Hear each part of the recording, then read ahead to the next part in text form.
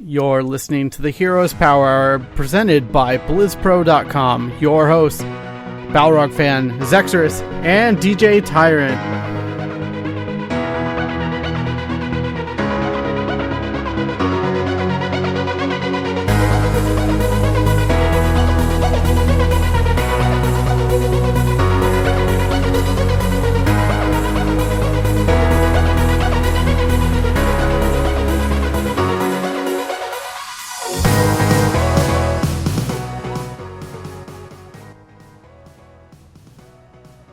What is up, everyone? Welcome to the Heroes Power. We are a Heroes of the Storm podcast brought to you by BlizzPro.com and partnered with Legion by Lenovo and Intel. I am your host, DJ Tyrant, and with me is the always awesome crew. Let us know, I'll intro our crew and let us know, they'll let us know how how their week was in gaming.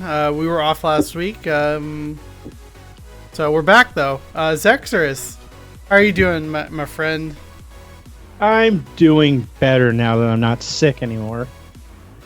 It was, yeah, it was. It's still working itself out of my lungs. So if I mute a lot, I'm proceeding to cough my lung out. That's what you gotta do. Yeah,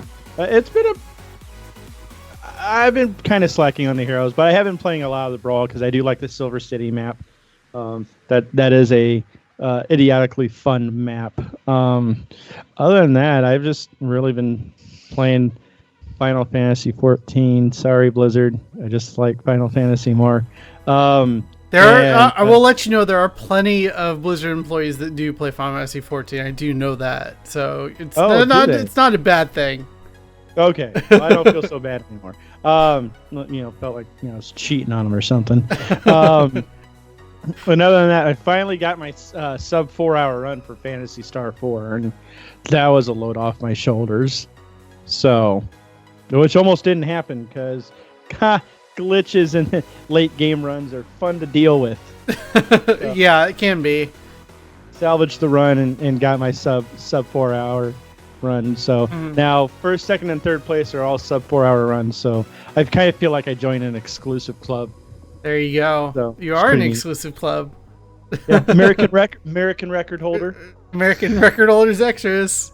Yeah, and like Charlie said that a couple weeks ago when I took over the third place spot, and I was like, that's funny, because my run was like just over 5 hours, and now it's like, what, I can actually kind of claim that. So. It's kind of neat, and it's not one. Only one American's running the game. There's a couple. Yeah. So I was like, yeah, all right, I'm in there. Speaking of Charlie, aka Balrog fan, he is a little under the weather. I think his stomach is trying to tear itself apart currently, but we'll say that he is taking a well-needed and deserved rest. So he'll be back on next week, I'm sure. Artifice, how are you doing? It's been a little bit since you've been on the show. I am spectacular. I brought my my mug with me, as always. I'm good. Work mostly. I took a tiny break from Overwatch to play like a billion games of Probius when he launched, and that's pretty much all I've been playing on Heroes. I had the opposite thing of Willie of I queued up Brawl once and got 10 Guldans, and that took like 8 million years to complete because my team, clearly none of us own Gul'dan and have no idea what we're doing. So that was entertaining. Aside from that, I am looking forward to Orisa and Overwatch. I still have yet to get Breath of the Wild. I know that's the big thing outside of Blizzard right now. But I am looking forward to most the announcement of, or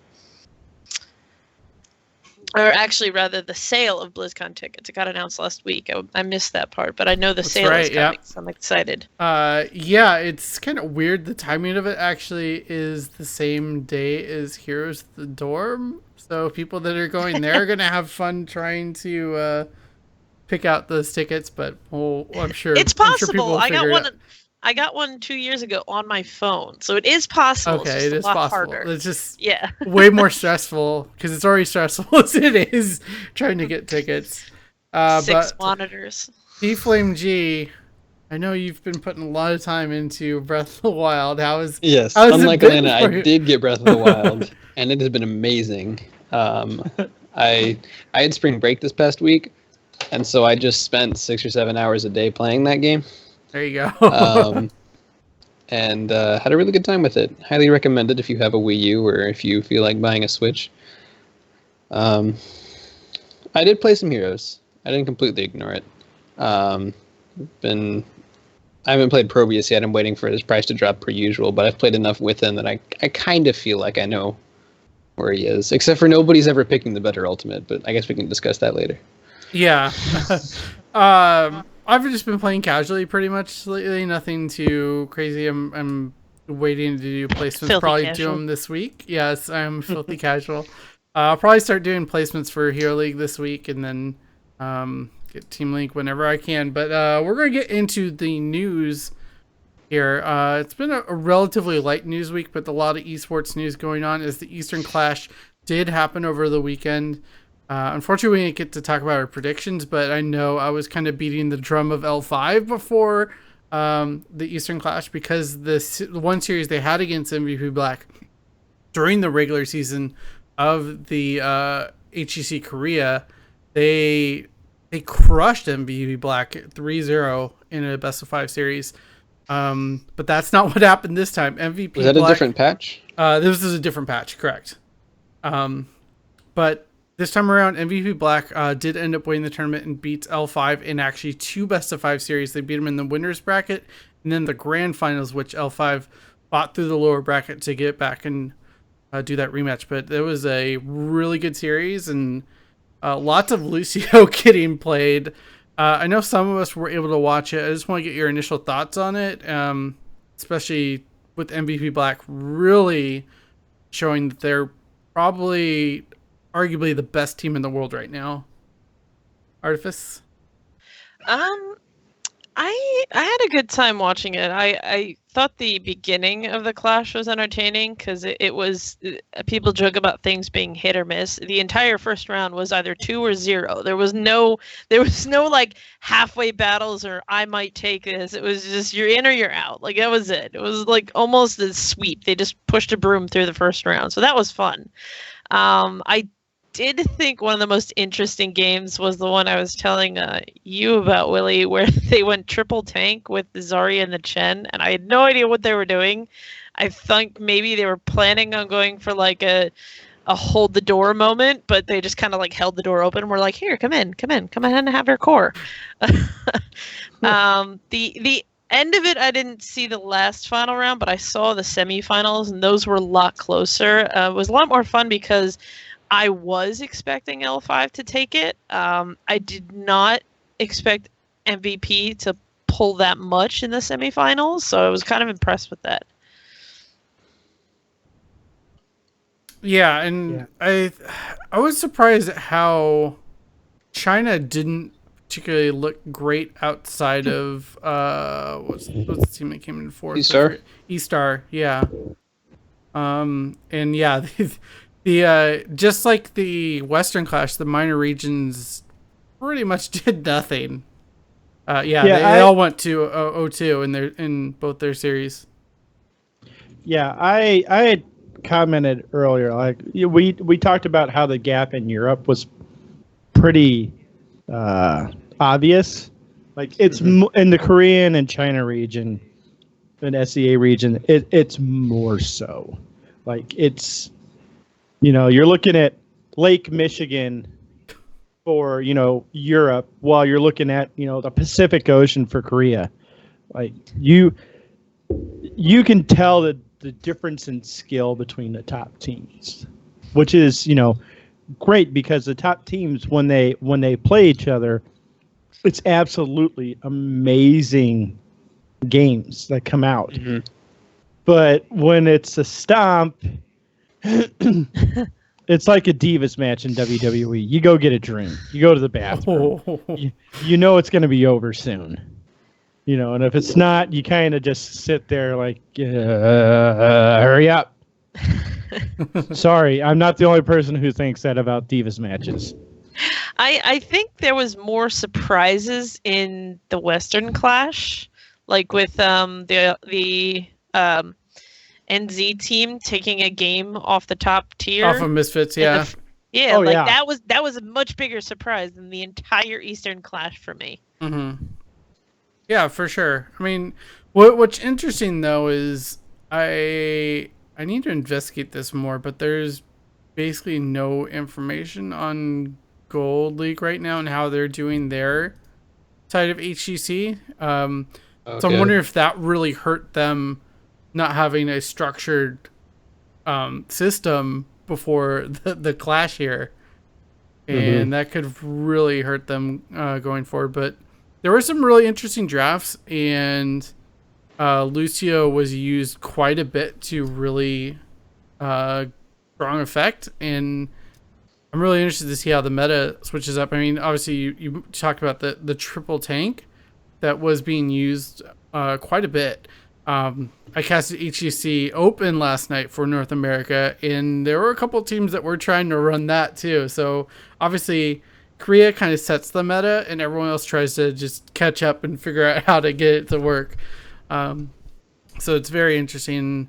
And unfortunately, there's actually really sad news at the conclusion. Well, not really sad, but definitely unfortunate news at the end of Eastern Clash that Mary Day was streaming. Member of MVP Black announced he's going to retire after the season at HEC. So this summer, after HEC Korea concludes, and I imagine the tournament after that. Yeah, I'm assuming the mid-season brawl or whatever it's called he'll go to. So what does this mean for MVP Black? He's been on the team forever, I feel like, and Mary Day's been kind of regarded as the best support in the world. At least he was a couple months ago. I don't know how, I think MVP Black kind of took a back seat for the last couple months, but people always kind of respected him as a really, really good. Mm-hmm. And he was people were always afraid of his Kerosene, I know. But I don't know, it's kind of, it happens. I think in a lot of esports, you've got the people who were there like at the very beginning, and they're there for like a year or two, and then they kind of, all right, it's time to move on, and I've had enough of this. Then the new talent has to come up and kind of take their place and be the recognizable names for season 3 and 4 and 5. And so it's just kind of, we have to wait and see who the next Mary Day is. Now, Korea has mandatory military service, right? Oh, I believe that's no, he's going. No, Mary Day. I'm looking at the Reddit right now. thing says he's returning to university. Oh, okay. Right, but it's not definitely not uncommon for some Korean players to go out. Yeah, still in their prime, because thank God Charlie's not here, because I can make this reference. One of the best Korean Dota players, March. He was forced into an early retirement because he had no extensions left on his mandatory military service. Yeah, I was gonna go with Moon, because he at least plays Warcraft, or he played Warcraft rather. God, you're reaching back a ways. It's going way back. That's good. I saw something of his in 2016. So he left, went to the military, and came back. Yeah, I mean, we've seen that happen all the time in StarCraft, but going back to school, I understand that. We've had that happen actually in North America a couple times. I know Rafflecopter, probably the most prominent player to really just step back from professional heroes and really focus on school. But I mean, it's funny because he's still playing HEC Open and Heroes of the Dorm. So I was going to say, if he's going back to school, does that mean he's in Heroes of the Dorm permanently now? He is this year again, trying to make another run at winning the whole thing. He got top 4 last year, so can't blame him for trying again. He's the double E major.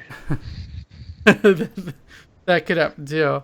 But yeah, the midseason brawl, we had mentioned that it's June 10th through the 20th, so that's a couple months away. So we still have a couple months of Mary Day's awesome support play to look forward to. And yeah, any final thoughts on the Eastern Clash? I mean, it was really good. Obviously, the times are really rough for the majority of us, just because of the location. I think a rebroadcast of the day's events would be really helpful for Yeah. American viewers. And I know it's entirely possible because Beyond the Summit would run constant rebroadcasts of entire, Star Ladder days. Mhm. The day ESL would does finish that a up, lot. and like that would be one. Yeah, ESL does do that actually. I And think that would just in be general they all wonderful. should do that. Like the Yeah. Western class should be rerun for the people in the East too. Yeah, Yeah, Totally that would, different time zones. definitely. yeah. Like it's sorry, it's not that hard to set up. No. We had this discussion when I was ranting and raving about the translations, and I felt that the translations just needed more work. Yeah, they were. think- I think some of the boys who were talking, they were saying some really heartfelt things and some intelligent things, but it sounded silly because we couldn't understand any of it. Be like half sentences, and I was like, wait, what talent should I be taking there? What? How am I supposed to feel? I What think is your basically from the Eastern Clash we learned that Korea is a lot stronger than China. Yeah. And in Western Clash we learned that Europe's a lot stronger than NA.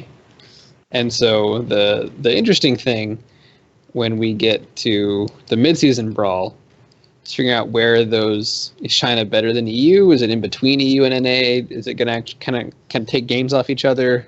They're going to swap games with NA. Where do those stand? I don't have the results in front of me from last BlizzCon, but I don't think China did that well last year. No, I don't really, know. E-Star is the only one that super performs well. I think, I think Zero Panda actually pulled a couple games out. I think E-Star last year got stuck into the super team trap where they had to pull one of the Chinese teams got, like, I looked at their roster and I'm like, this roster makes no sense. This is two teams. Yeah. And I know for a fact they haven't been playing together long. They're going to get trounced. Yeah. Yeah, I think part of that had to do something with visas or travel issues. China always has struggles with visas. It's Yeah, they very really do. strange considering how well regarded it is in that general region, like how difficult it is for them to get here all the time. I really don't know what the issue is, but it seems to be a recurring issue no matter which esport it is. I think it's always just a problem. partially like you think if you're E-Star, you can probably go ahead and get your visas, but if you don't know, it's a pretty lengthy and expensive process. But by the time there's not a lot of time to get it cleared. Yeah, there's. Keep going. I'm gonna type something out in our Skype chat, but Zero Panda did end up 5th and 6th at BlizzCon last year, along with Please Buff Arthas.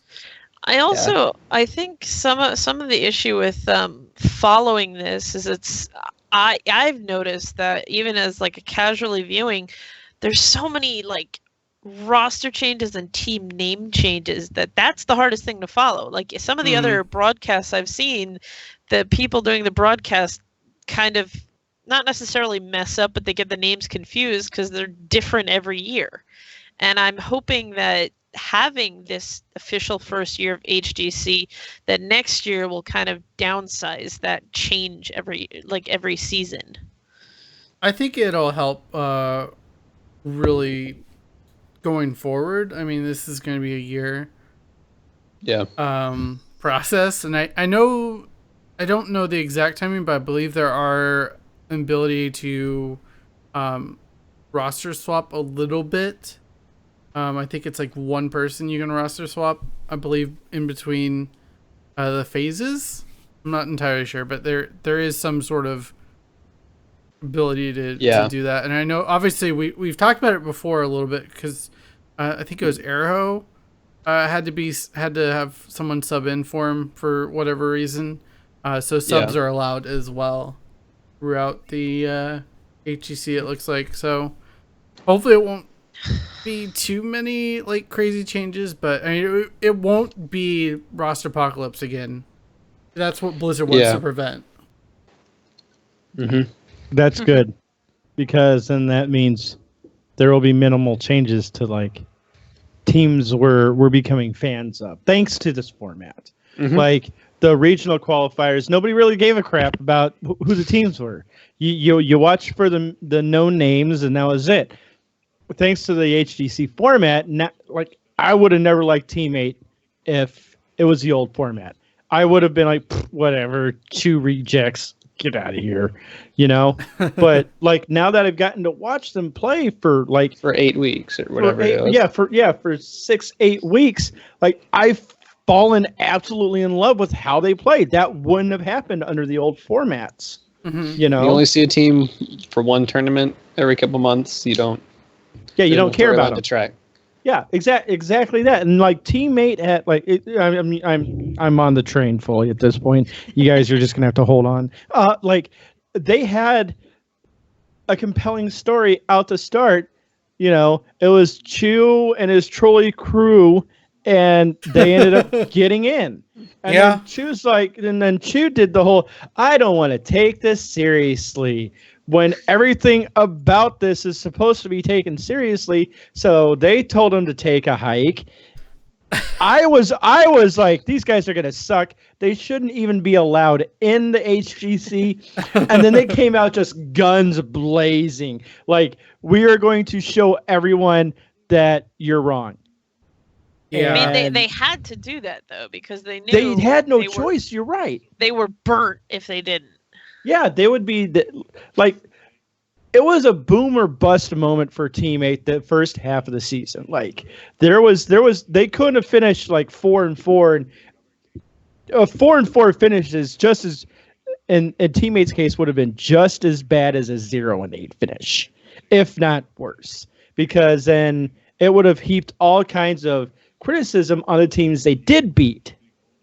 You know, because these are Chew's rejects and blah, blah, blah, and, you know, all this. And no, they came out just, Glorong's playing, like, the whole team is playing amazing.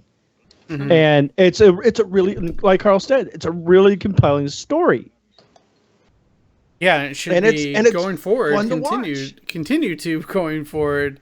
I think the only problem I have with HCC right now is we're on a pretty long break. We're almost a month until the next HCC Pro Games. Yeah, we have HCC Open and amateur tournaments to fill the void a little bit, but I know not necessarily watches those events. And that's understandable, but we have until Friday, April 14th. It'll be a great game to start us off with. It's going to be Gale Force and Team 8, so should be a really solid. Well, they have the regular season, right? Yeah. So you have the regular season with the current season that just started. This past week? Yeah, started this past week. Here. Okay. Oh, right. Okay. So you have those two just starting. So you have the regular season starting and that's starting, and then you have the ticket sales coming up. So it's this nice big chunk of time that everyone can get that out of the way and then focus on that. I don't mind so much the length of the break. Like it could be like a couple weeks less, if I'm honest. But like for all the effort these guys put in, let me change that. For all the effort I hope these guys are putting into practicing and studying, you know, footage and stuff like that, I would hope... Not playing World of Warcraft? Yeah, I would hope that these guys are enjoying the time off to recharge and reset their brains and stuff like that and get ready for the next part. If they are taking like a full-on break, the previous 2 weeks leading up, everyone should be going full bore again. Yeah, I agree. To get ready and go back. I mean, I wouldn't be like if you're a team, you know, say like, all right, we're gonna cut practice hours like for a week or two in this break and let you guys do your own thing, and we're still gonna play, right? You're not just gonna take a 2-week break from HOTS. I would. I mean, people do that. Yeah. G2 esports for League before MSI a year ago took a vacation. Oh my gosh. Okay, so was there ever like, and I say that in all seriousness, what I said in all seriousness, like, was there ever a game like you got stuck on as a kid, and you would just be banging your head up against the wall trying to get past a certain part, and then you just like put it down for like a week, and you come back and you just rip right through the place that was giving you all the problems? Oh yeah. Yeah, it's kind of like that. it's like that. These are still professionals, like trying to compete. Yeah. So they have to do something. Sometimes But- you just need to walk away from everything, so your brain just kind of weirdly figures it out. So from this past one, do you think there'll be anybody who will squeak into the next one that didn't get into this one? You know who I? The squeak into the top 3 B step. who wasn't here. Into the first round and into the clash, either one. It won't be Naventic. I heard it get third in. Feels good. I think B step. What about Yeah. that? Who was it that teammate almost outed Vox? Oh, that's right. Vox- Do you think they might show up? Yeah, I mean, the tournament, the replacement or whatever they're calling it, it's not relegations in this game. It happens Crucible before in the mid-season, right after another round robin have been played. Mm-hmm. I don't watch. Jimmy's been casting an OBS in HGC Open. Any teams that are looking hot there that might knock out No tomorrow? Or Naventic? UTA, absolutely. I think has a good shot at it. Maybe. Yeah, they're probably the only team that really has a real shot at it. Because the other teams have all had like really volatile rosters that I'm just like, you're unsure of week to week who's going to be playing on those teams. What about Europe? I have no clue. Does about anybody Europe. follow Europe Open scene? I actually have That's zero. a great question. I have zero clue. I mean, we can look. I mean, I'm sure Pick that Europeans up. follow it, but do any of us follow it? No. I'm sure we could find something on it. I am wondering if we're gonna. Hold on. Who is streaming Open for Europe? Is anybody? Tetcher and Grubby. Yeah. That's right. Okay. I'm bad. Yes. And you should feel bad. I do. I just want Warcraft 4 to hurry up and come out. So There you Grubby go. could be relevant We again. had that conversation this weekend, right? Yeah, we Yes, did. we What did. happens hey, I called it last year. I'm the one who said that Sombra was going to get announced by hacking BlizzCon ceremony. This year, I'm calling Warcraft 4. I don't know about that, but we'll see. Announcement. Check. Not, No, I'm with her. I'm with her on this because you could have like a horde of green like people dressed up as orcs just rush the stage, and like you could have like one I mean, side of the don't they do stage, that at BlizzCon anyways? but like then they could have like a bunch of like people dressed in like Warcraft armor like come from the other side and they'd fight, and then elves would drop down from the ceiling, and then like you could do like. this like, is not and then Cirque they have- to Warcraft, okay? I'm not done. Circuit Deal The Warcraft. stage open up and a bunch of undead rise Oh up my from gosh. there. And like it's like a big 4-way fight, and be like four. And then you got 4 right there, so it's like Warcraft 4. And who wins, Mr. Rogers and his blood? No, we all win because Warcraft 4 would come out. There are no losers.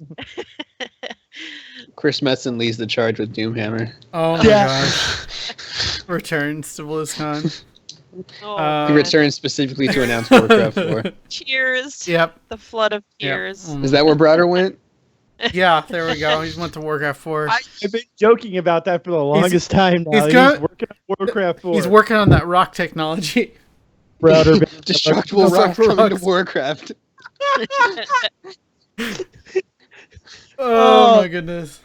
Jump the rails at this point. It's Yeah, I it's- love it. I'm gonna bring us back into Heroes of the Storm a bit, though.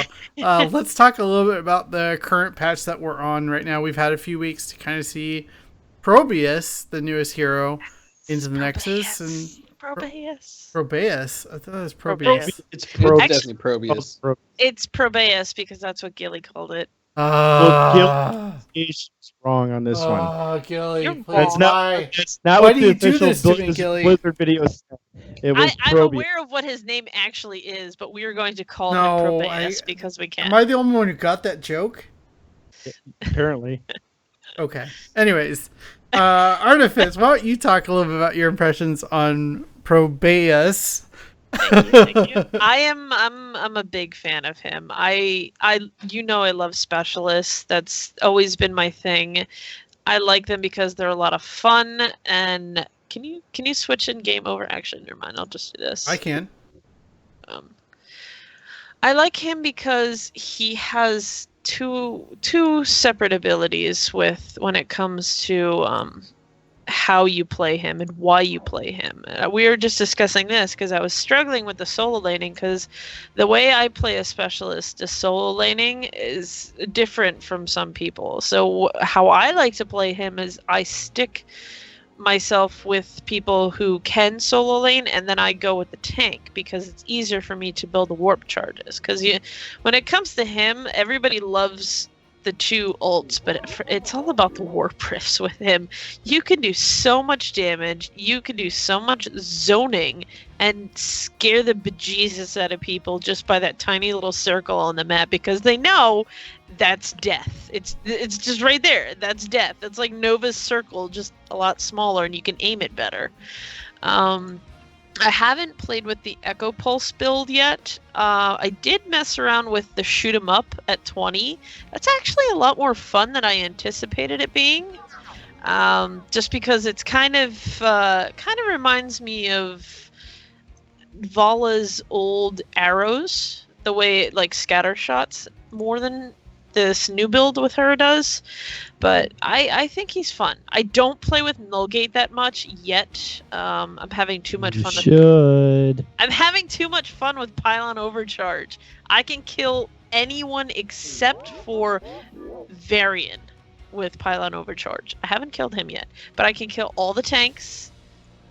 Even Asmodan with his big old health pool, I can kill him. It's just ridiculous. He's so ridiculous, and he's fun. He is very easy to kill, though. That's the one downside. For a lot of the specialists, they're so easy to kill. All of them. But you play with the null build a lot, don't you, right? The Nullgate? Yeah, I prefer Nullgate over Pylon Overcharge. Pylon Overcharge is like... super conditional. Mm-hmm. Yeah, it's super conditional and super defensive. You can't really use it offensively because it takes time to drop each pylon, and if you're not using the maximum amount of pylons, you're not getting the maximum amount of effectiveness out of it, and the pylons are kind of squishy. Yeah, so I think maybe it's because of the teams that I've been getting, because I haven't played him in ranked, because I promised myself I wouldn't until I knew him better. So the teams that I'm getting in quick match aren't exactly really good.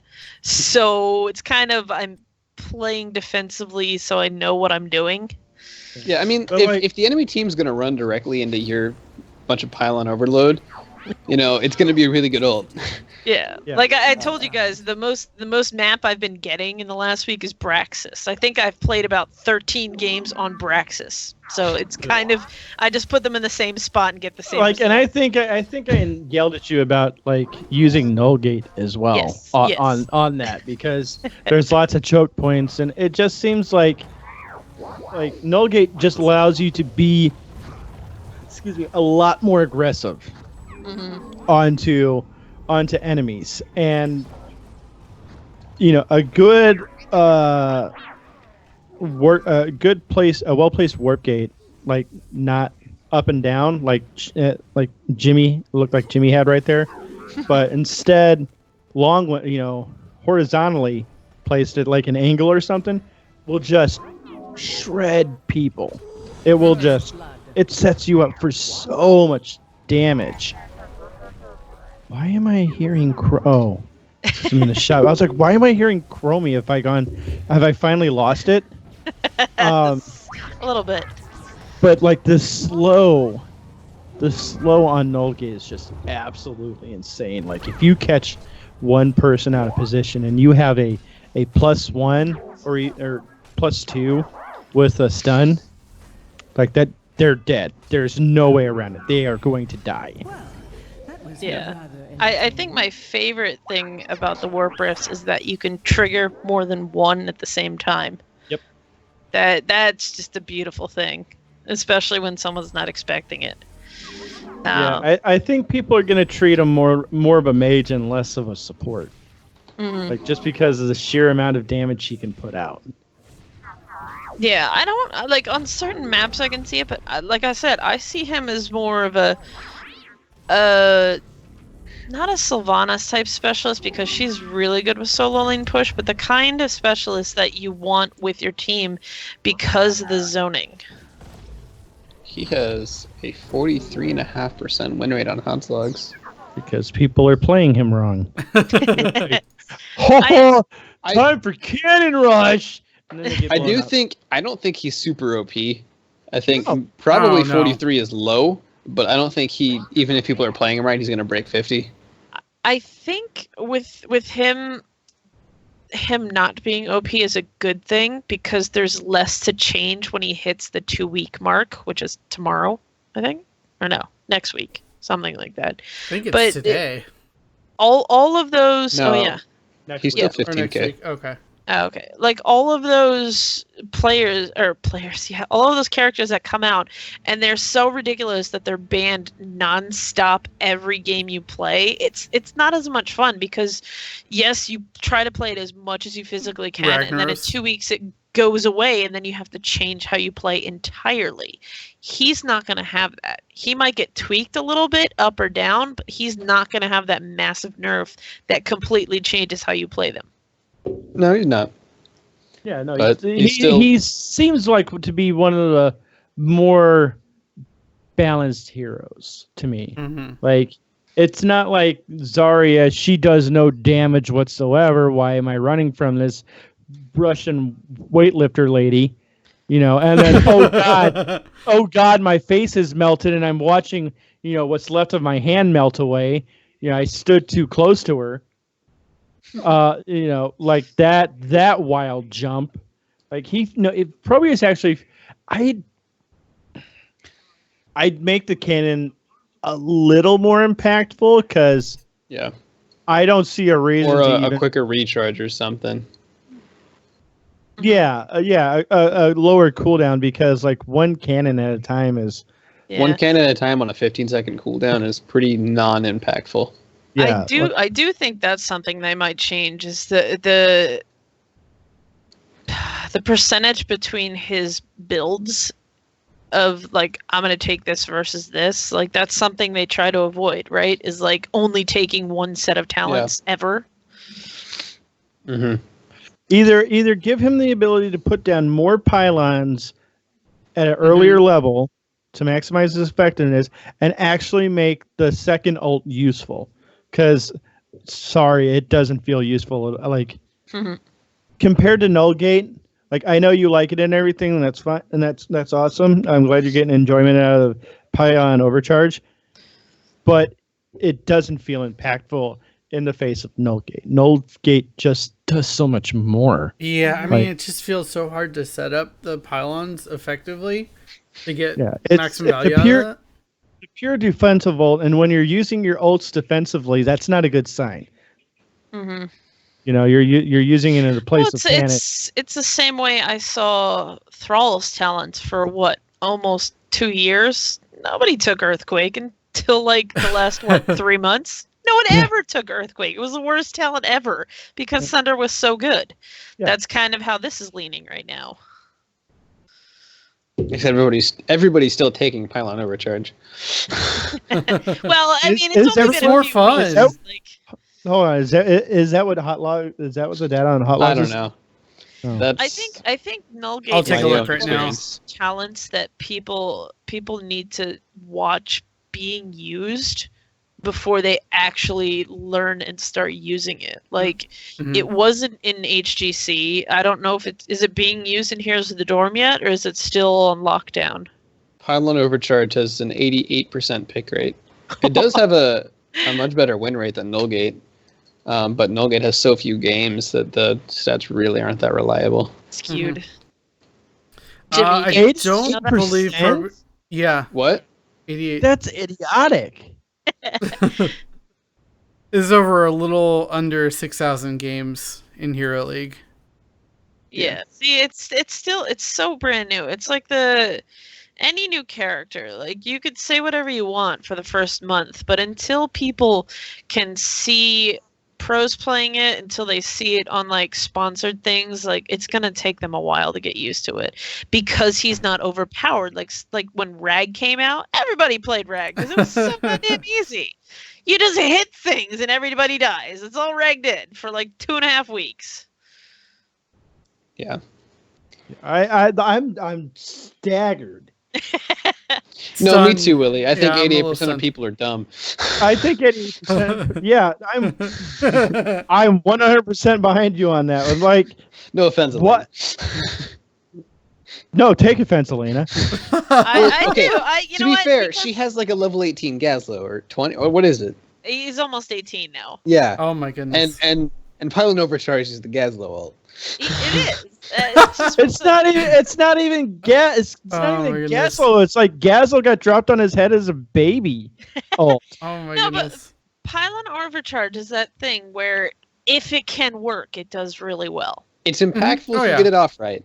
I just think there are more cases where you can get a null gate off right. Like Yeah. I think once it's such a low cooldown too. Like I'm actually confused by this now. Like if it was like 60-40, it'd be one thing. I'd be like, okay, well, 60% of people just are stupid. But like this is not. This has gone from coincidence to epidemic. Like why? Wait, think of it this The hero's been think out of a it this week. it's the hidden talent. Like in his video, you don't see Nullgate, you see Pylon Overcharge. It's a cute video, but that's how he was shown. So that's what people saw.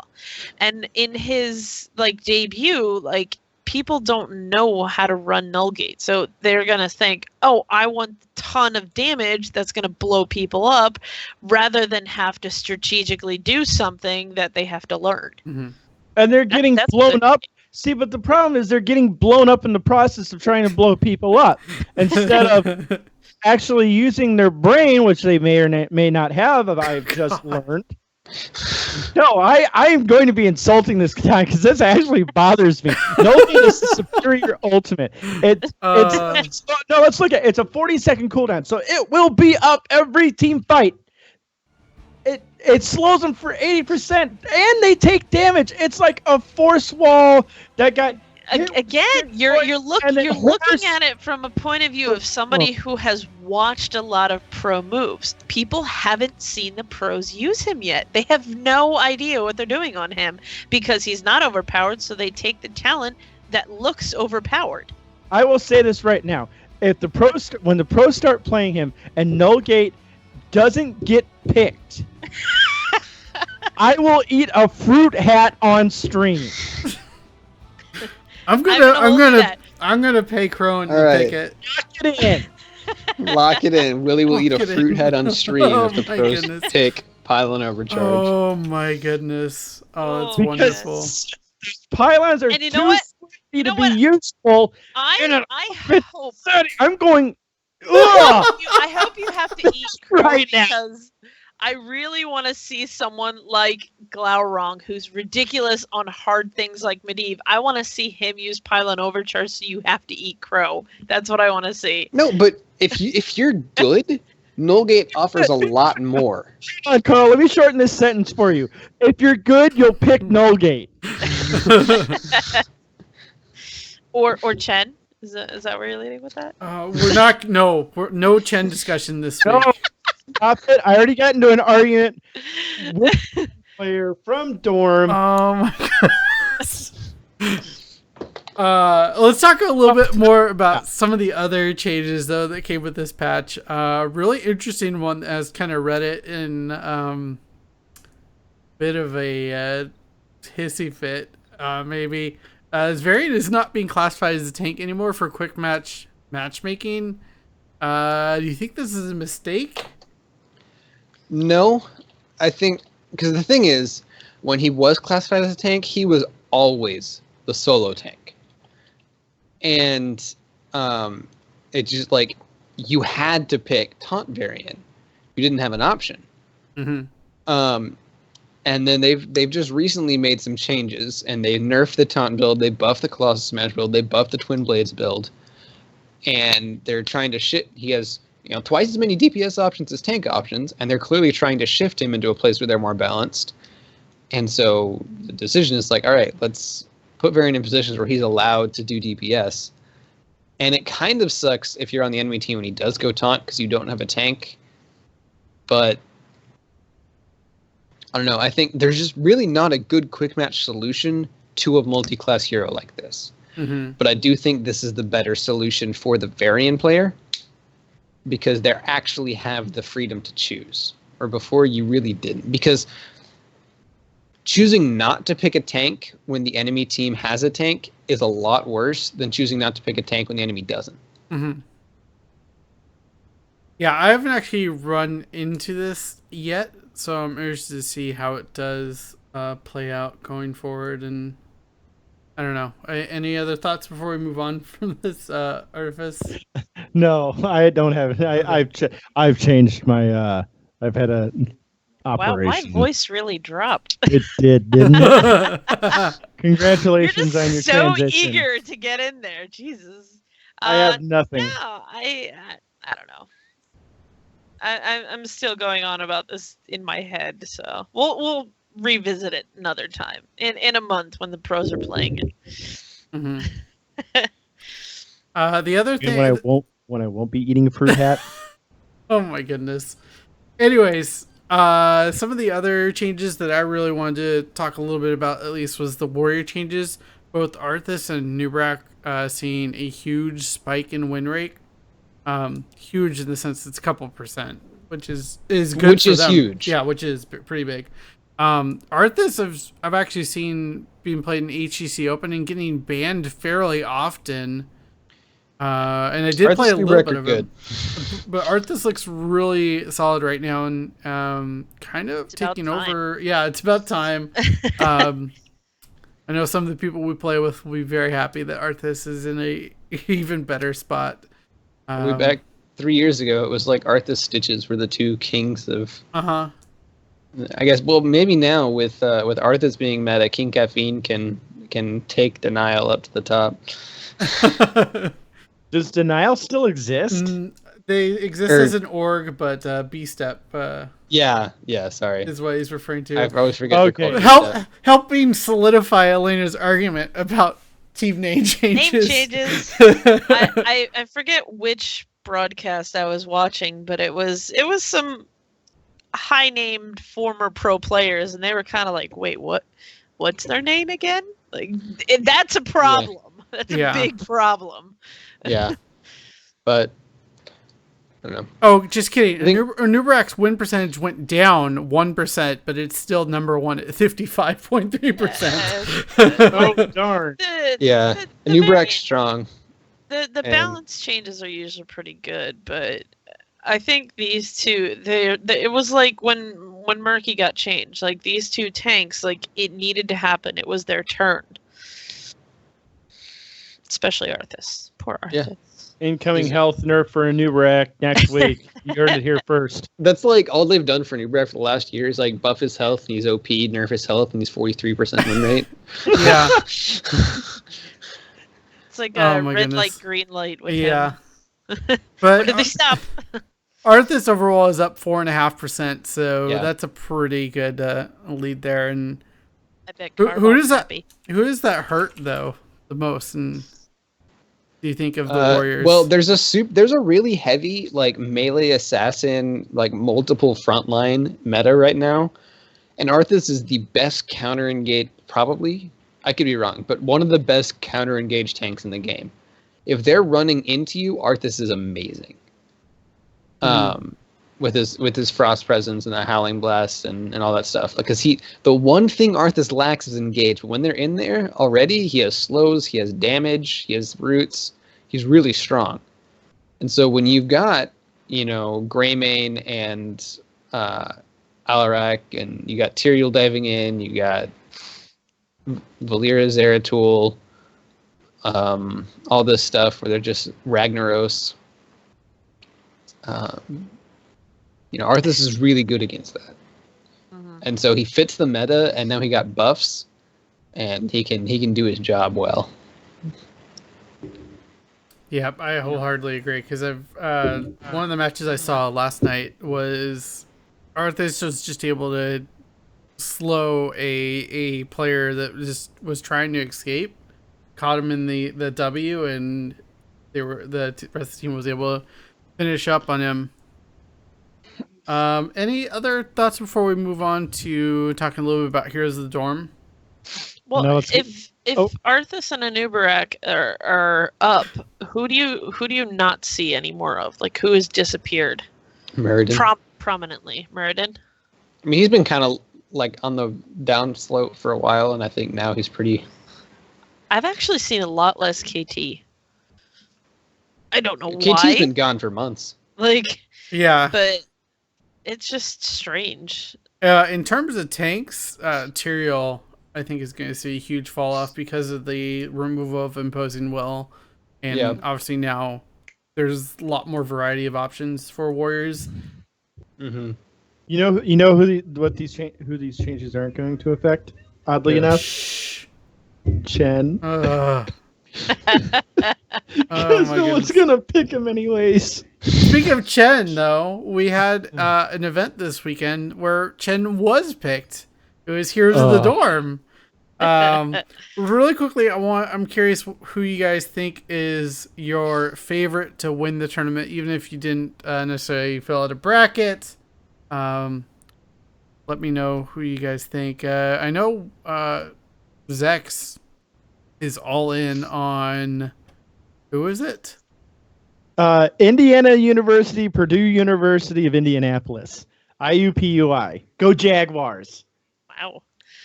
Which I think is kind of broken. If, like, I don't know. Okay, so here's the question. You remember the brouhaha over, what was it, Arizona State last year? Yeah. How they had that one guy sign up for an online, was it just an online class? He took a 1 hour online course that I think he dropped halfway, like after the qualification or something. Okay, so here's the thing about IUPUI. They can technically, if I don't know about the rules, but I think they can technically pull from two colleges. Because it's an Indiana University and Purdue University, and they just meet in the same college. They meet on the same campus. Huh. So if, like, you only go to Purdue for two things: you want to fly an airplane, or you're in 4-H, or you want to be a farmer. Where are they on the bracket? Who are they up against next? I'm looking at it right now. SBU. They're lower. Yeah, they're a 2 seed. Wait, they're a 2 seed? Are they against UPUI? Maryland Oh, next? Illinois, are you talking about? They're number 1 in Group A. They're number 1 Illinois seed. is number 1. The Group Oh, A. No, he said IUPUI. Yeah, they're in D, right? Yeah, Or they're B? listed as Indiana. Okay. Oh, So- okay. Okay. UC they're a 2 Irvine is seed. They're against first seed Maryland. there. Interesting. I don't know. Who won last year? I don't remember.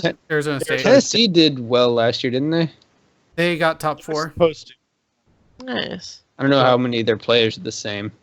So if Arizona State was the winner last year, why are they 5th seed? Because It's a totally different Graduating roster. players. because Michael Udall's not there anymore. Oh, okay. That's fair. If I'm honest. No, but I was looking at our groups that Jimmy made, and I'm gonna link to in Twitch chat if anybody's made a bracket of their own. Mhm. There's our group, and I'd like to mention that all of you are cowards. Because I'm looking at this UT Arlington. Crow kind of weirded me out with Arizona State out of left field. Hey. UT Arlington. Who's called California. Who's called the last 2 Heroes of the Dorm winners? Me. I have. But you're a coward. You went with like there's no but faith. it's not hard to pick some of these when there's like, okay, there's 1 or 2 players that we know from the open scene, and they're going to just smash this tournament. That's usually how it goes. It's like, the top 4 all have a name we recognized. Yeah, because they just then why why did all did the other Dark people. Blaze last year do well? Because Blaze was Arizona State. But Dark Blaze was also one of the top NA teams. They didn't even make it to the Well, finals. UT Arlington is first seed. There is a reason people are picking them. Yeah. Look at this roster. Huge, Claudius, Cure, E-Toby, and E-Kevin. Like, that's really good. Yeah, it's fine, I guess. Who do you think could make a big upset? Dude. Florida, Big enough to notice. Florida, Temple. hmm Either one of those. They dropped Michigan and Cal. Yeah, I don't know. I mean, in my bracket, I have LSU getting to the grand finals, and they're the only other team I see potentially making a big splash in this tournament just because of the players that are on there. LSU. They have a lot of players who And are really experienced in the amateur scene and stuff like that. So, I don't know. Carleton against GC Irvine almost did it. Like, they pulled out the Sky. They had the entire cast crew just Sweating thrown bullets. completely off because it was Sky Temple, and they picked Morales, Terriel, Zuljan, yes, I remember this. and like a couple others, and they completely gave up the bot Temple to push top. And why would they do that, you ask? Because they used the medevac Sank strat. They were down like 3 levels. And Irvine didn't catch on to it quick enough, so they lost their keep. About a minute later, there's like fighting over something, and Irvine's way out of position. They medevac onto the core, get it down to like 18%. Yep. And it just wash, rinse, repeat. And they took a game off of Irvine in the cheesiest, clowniest way possible. And it's funny because I've had that happen on Heroes Hype, and you see it so little that you don't realize it's happening, and then as soon as it happens, you're like, "Oh, why didn't I think of this?" Yeah. Like you don't necessarily see it in the draft, and it caught the casters completely off guard, and I totally understand. Oh, it's hilarious! It was hilarious watching Hal. It was hilarious watching Hal. They need to bring a couch in for Hal because I don't feel right watching. I don't feel right watching that man cast and him not be sitting on a really comfortable looking couch. Like, Blizzard, you got to get that man a couch. That they do. Oh my goodness! I'm sticking for picks. I'm sticking by Indiana. I'm riding UTA. I know you are. You know what? When you mentioned it earlier, Jimmy, I want to vote for LSU. Why would you ever vote for LSU? They're a terrible school. Talking to a Texas boy. That doesn't sound like a rivalry at all. Oh, no. I'm sorry, Carl. I do have LSU beating Texas. I'm really sorry. I didn't think that went through. They can't even spell the word go. Oh my goodness. Yeah, but dorm should be interesting. I mean, the other thing I want to talk about, and this is fairly controversial, and the community hasn't been happy about this, but you can only watch on Facebook Live.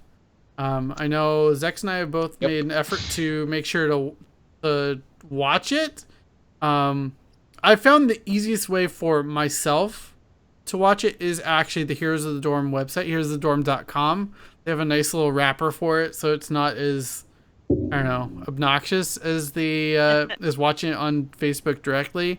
And also I've been watching using my Apple TV. They actually put out an app specifically for Facebook Live, and it works really well. I know not everyone has that, so what do you guys think of this decision, besides it not being particularly user-friendly?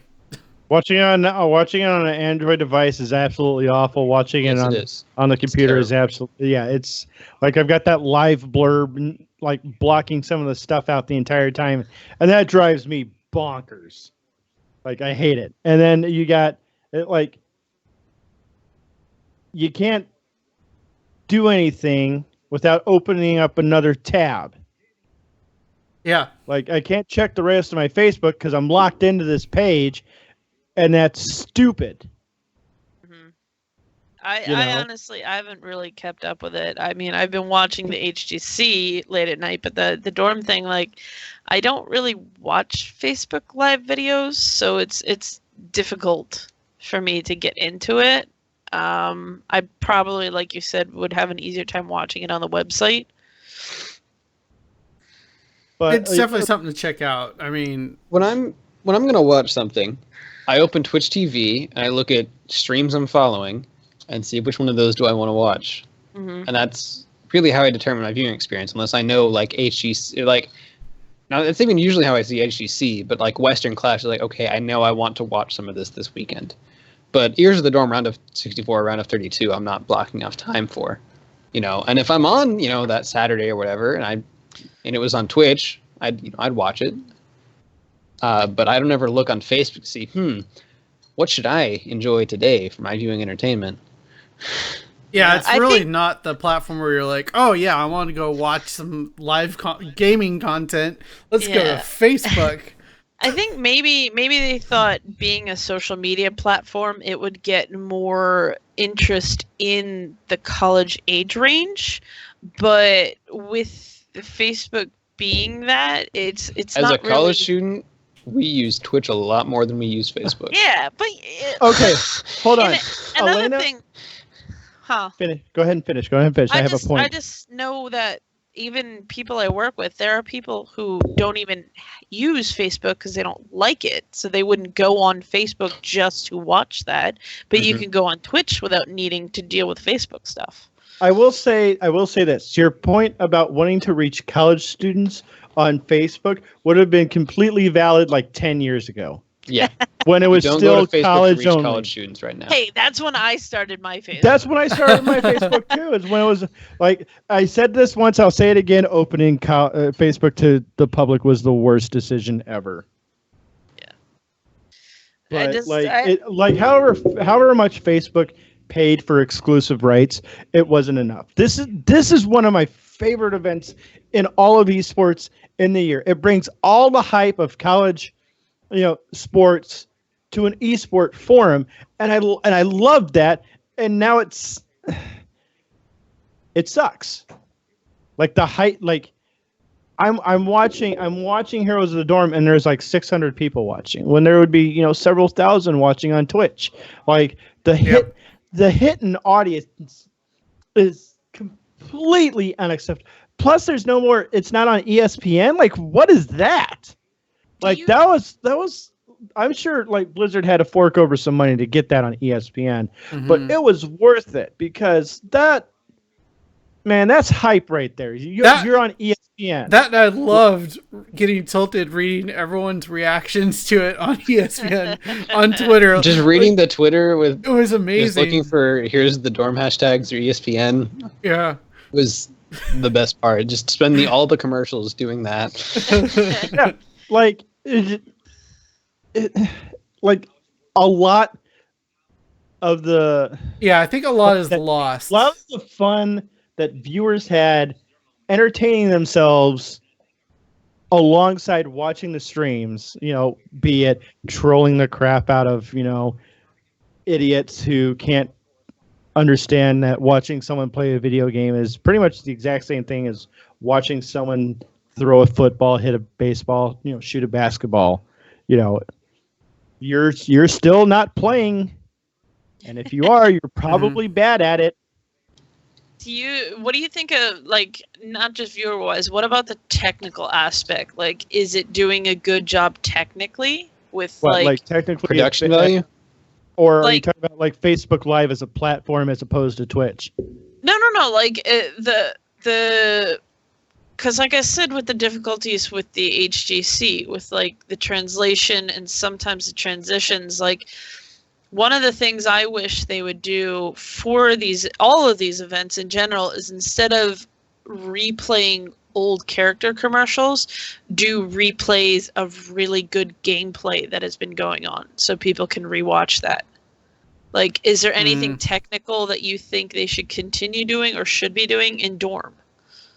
I would like to. I'm kind of with you. I would like to see less hero commercials and more less of the same ones, I think. Yeah, like you have like 60 character commercials too. You know, I don't want to see Lily for the 30th stupid time.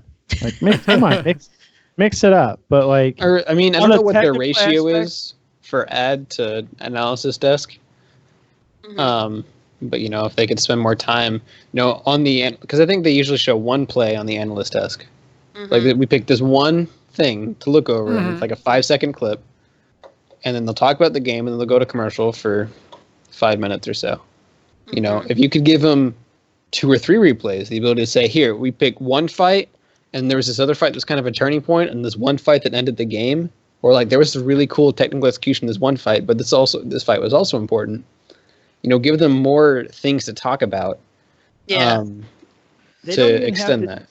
They don't, what I think Elena's getting at is like not so much an analysis desk as just straight up showing like Yeah, like, But I mean, like this is just pretty simple. It's just like cut down on the amount of, keep doing your hero commercials, cut down on the amount of them though, and add more. And because the analyst, I'm sure, will be more than happy to take 3 replays and cover them.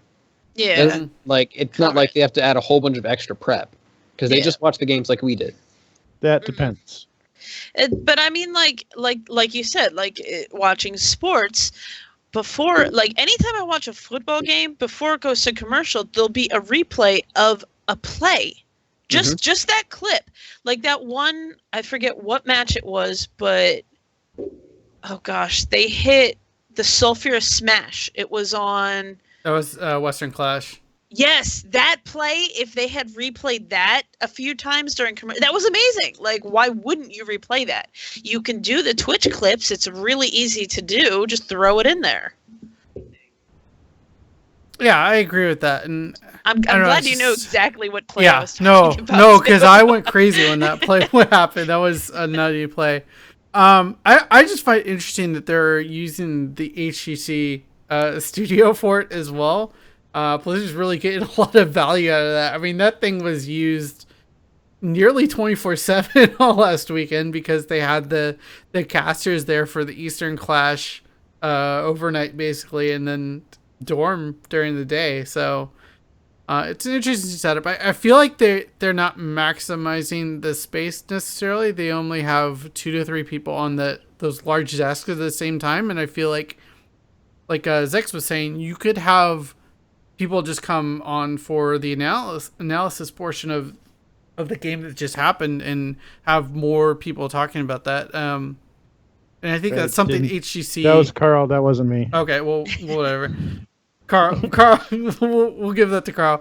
But yeah, I mean, just they do it in the HGC as well. They only have 2 casters on at a time, and I love the casters, but it feels like it gets a little stale after a bit because I would love to have analysis from other people as well. It's just having differing points of view with certain things. Like when you have more to go on and more things to look at, it's like, do you strike ideas that way? Now you need more people to strike ideas. You can't just do it all yourself all the time. Mm-hmm. It's like, even like when we're going in the direction of sports, like it's never usually just one person talking. At least I hope not. Yeah, no, I agree. Anyways, I think that might be our show for this week. We'll be talking more about Heroes of the Dorm as it continues forward. I think the next games are either tomorrow or Thursday. So keep an eye out for those if you do want to check those out. They should be good as we get closer to we're in round of 32 now, so the game should be getting better as the rounds go forward. But once again, this is the Heroes Power. Make sure to join us after the show for our viewer games. If you'd like to join us on the BlizzPro channel in the Heroes of the Storm client, as well as on discord.blizzpro.com. We hang out there every week, all week, talking about everything Blizzard related, all Blizzard games. I mean, we've been talking a lot in the Diablo channel about the new patch that just dropped today. I've been playing a ton of that, so if that's something you're interested in, make sure to check that out as well. And we do have our Patreon, patreon.com/heroespowerhour. This helps support the show. If you're interested in helping make the show possible, we'd really appreciate you checking that out and seeing all Get the a sweet tiers. shirt. Yes, get a sweet shirt. And then, as always, make sure to check out heroesofthestorm.blizpro.com. Always wonderful, wonderful articles from Alebeard and everyone else who contributes there. And if you're wanting to check out past episodes of The Heroes Power, check out youtube.com/blizpro. And that showcases our other shows as well. Wednesdays at 6 p.m. Pacific is West March Workshop for Diablo 3. Thursdays at 7 p.m. Pacific is Payload Podcast for Overwatch. Sundays at 7 p.m. Pacific is Well Met for Hearthstone. I think they might be changing their date. I don't know. They're confusing me, but check out Well Met. And Arcane Analysis for World of Warcraft in audio-only format on blizpro.com. And any closing thoughts before we head into our viewer games? Zexris. I got nothing. You said that and my mind just went... Yeah. Where can people find you? You can find me on my new Twitch at Zexris Heroes. That's where you'll see me stream my Fantasy Star Forest speedruns. What's that? Not Heroes. Stream not Heroes of the Storm. Yeah, you can watch me stream anything but Heroes. You find me on Twitter at Zexris. I've got a Patreon too. Just hang around in my chat for a bit. It'll pop up. Yeah, that's it. American record holder. Let's go. P Flave G, how about you? I am probably going to slow down my Breath of the Wild gameplay, so I might actually sit at my computer more often this week. Although school's back in session, so we'll see. Spring break's over. There you go. But I don't really stream, so you can follow me on Twitter for my occasional retweets of BlizzPro articles. That's about it. And Artifice, how about you? Not too much this week. Play more Probius. Chen sucks. Go see Logan. And Orisa is live in Overwatch. And BlizzCon tickets in 2 weeks, people. 2 weeks. Yeah. I'll see you there. Keep an eye out for those. As always, follow me on Twitter and Twitch at DJ Tyrant. And that's really it for this week's episode. Closes out episode 96 of the Heroes Power Hour. We will see you in the Nexus and next week for the next episode. Stay tight.